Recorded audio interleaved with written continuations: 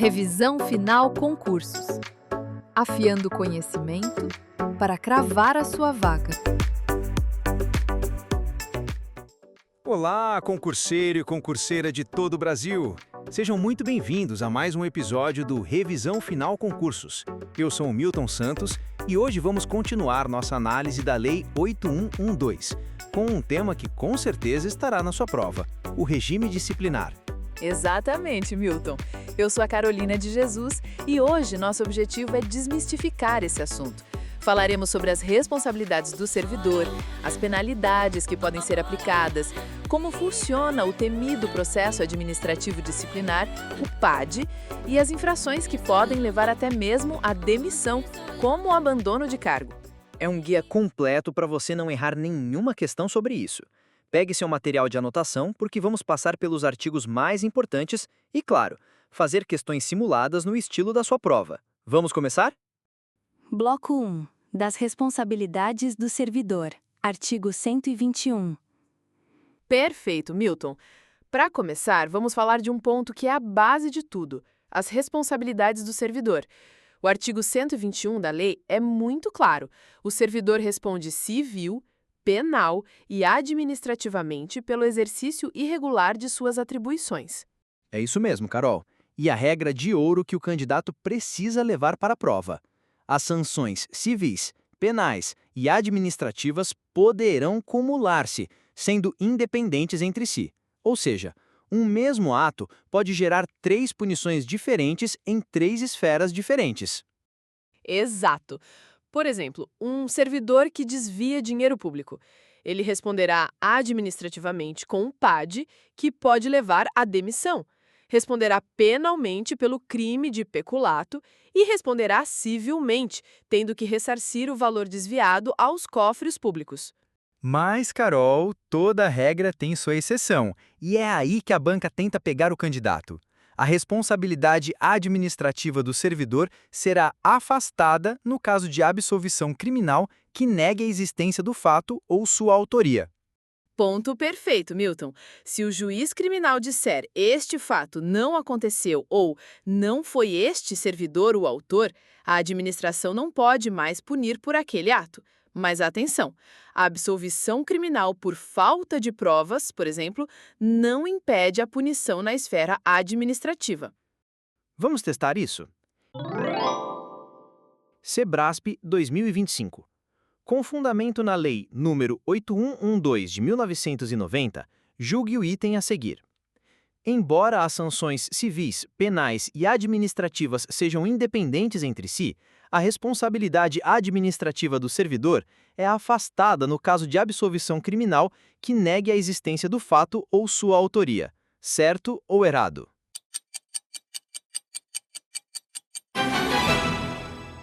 A afirmação está correta. O artigo 126 da Lei nº 8.112 de 90 é explícito ao prever que a responsabilidade administrativa do servidor será afastada se a absolvição criminal ocorrer por negação da existência do fato ou de sua autoria. Em outras palavras, se for provado que o evento não aconteceu ou que o servidor não foi o responsável, ele não pode ser punido na esfera administrativa. Bloco 2. Das penalidades e a competência para aplicá-las. Artigos 127 e 141. Agora que entendemos a responsabilidade, vamos para a consequência, as penalidades, previstas no artigo 127.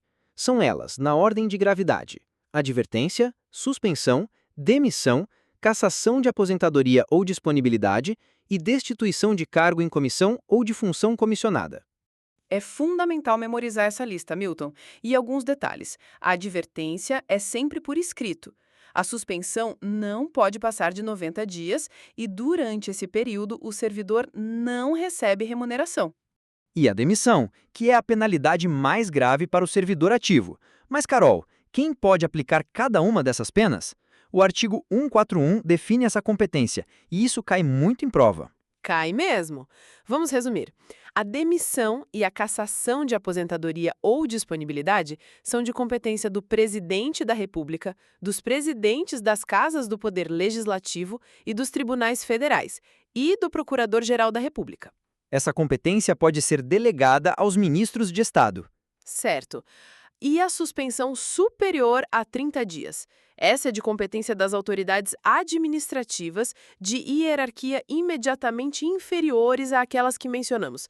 Na prática, os ministros de Estado, por exemplo. E, para fechar, advertência e suspensão de até 30 dias são de competência do chefe da repartição e outras autoridades na forma dos regimentos. Basicamente, a autoridade mais próxima do servidor.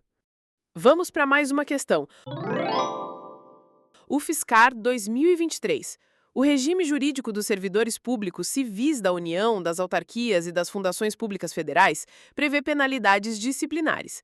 Assinale a alternativa correta que contempla penalidades disciplinares previstas na Lei 8.112, de 90. Opção A: advertência, censura e demissão. Opção B: suspensão, detenção e demissão. Opção C: demissão, licença e suspensão. Opção D: destituição de cargo ou função, suspensão e coação. Opção E: suspensão, advertência e demissão.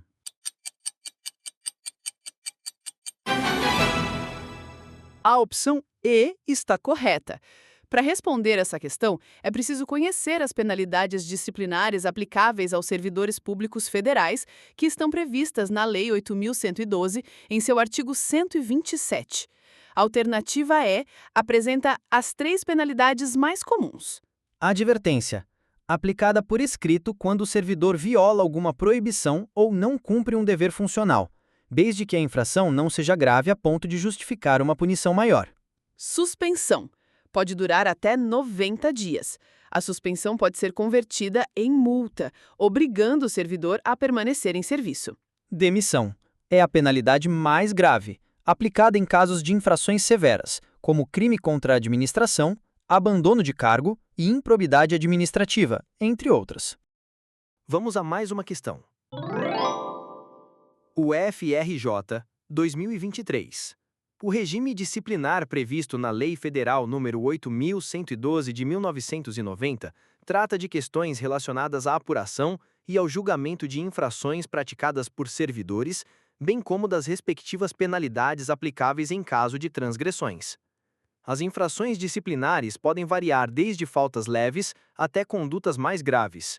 De acordo com a Lei Federal nº 8.112 de 1990, são consideradas penalidades disciplinares exceto: alternativa A, multa; alternativa B, advertência; alternativa C, suspensão; alternativa D, demissão; alternativa E, cassação de aposentadoria ou disponibilidade.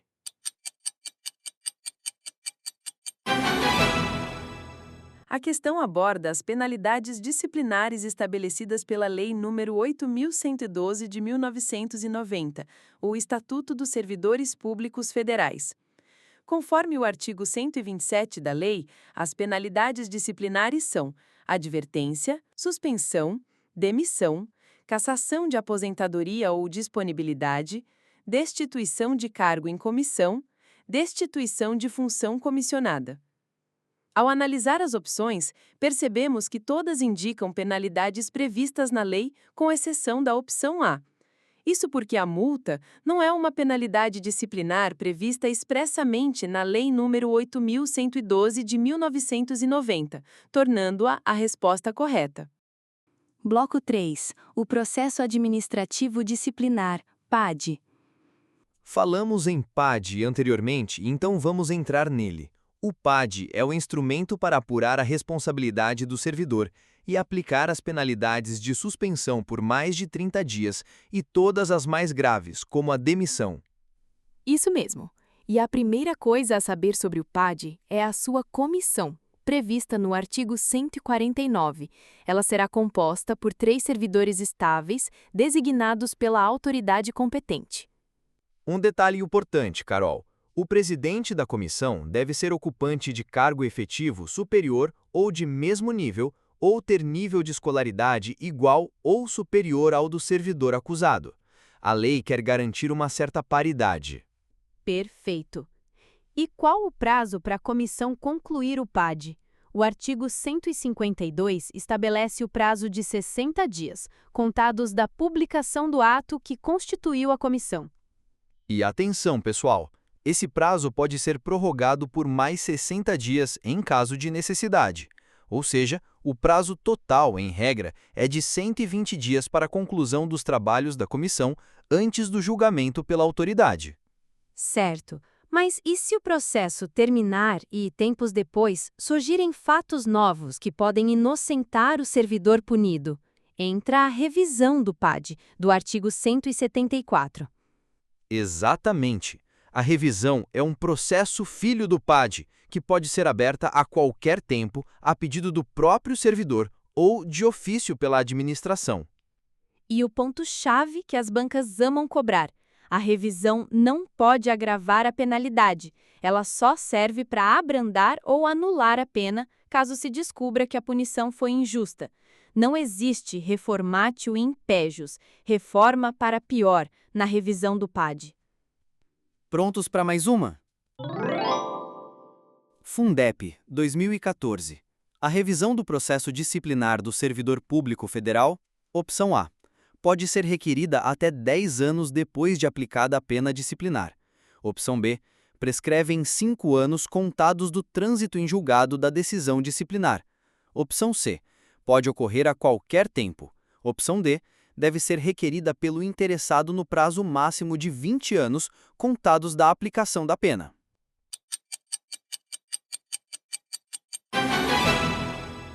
A opção correta é a C.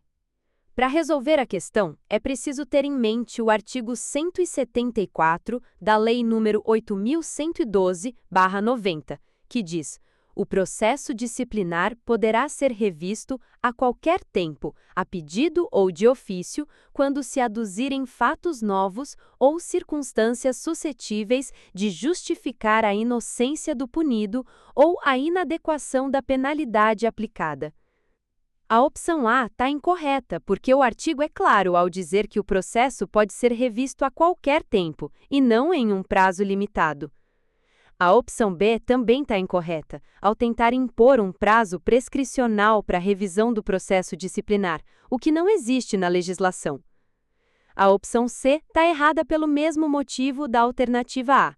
A lei não estabelece um prazo para revisão, permitindo-a a qualquer tempo. Bloco 4. Abandono de cargo e inassiduidade habitual. Para fechar nosso episódio de hoje, vamos falar de duas infrações gravíssimas que levam à pena de demissão: o abandono de cargo e a inassiduidade habitual. Vamos começar pelo abandono de cargo, previsto no artigo 138. Ele se configura pela ausência intencional do servidor ao serviço por mais de 30 dias consecutivos. A palavra-chave aqui é intencional, Carol. É o chamado animus abandonani, a intenção de abandonar. A administração precisa comprovar que o servidor quis abandonar o cargo. Exatamente. Diferente da inassiduidade habitual, do artigo 139. Neste caso, não se exige essa intenção. A inassiduidade é a falta ao serviço sem justificativa por 60 dias interpoladamente durante o período de 12 meses.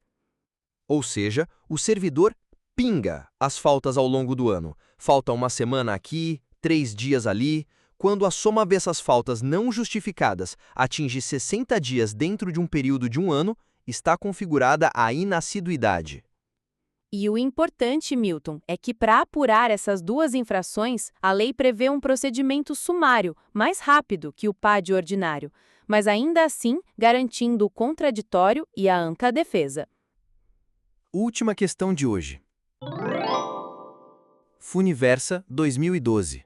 De acordo com a Lei nº 8.112/90, configura-se abandono de cargo a ausência intencional do servidor ao serviço por mais de: opção A, 20 dias, opção B, 30 dias consecutivos, opção C, 40 dias consecutivos, opção D, 50 dias consecutivos, opção E, 60 dias consecutivos.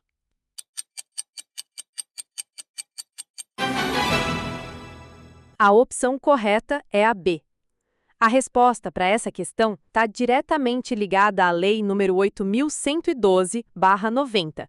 De acordo com o artigo 138 da lei, o abandono de cargo é caracterizado pela ausência intencional do servidor ao serviço por um período superior a 30 dias consecutivos.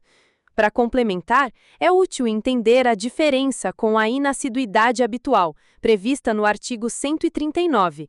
Ela se configura quando o servidor falta ao serviço sem justificativa por 60 dias intercalados ao longo de 12 meses. E assim, fechamos nossa revisão completa sobre o regime disciplinar da Lei 8.112.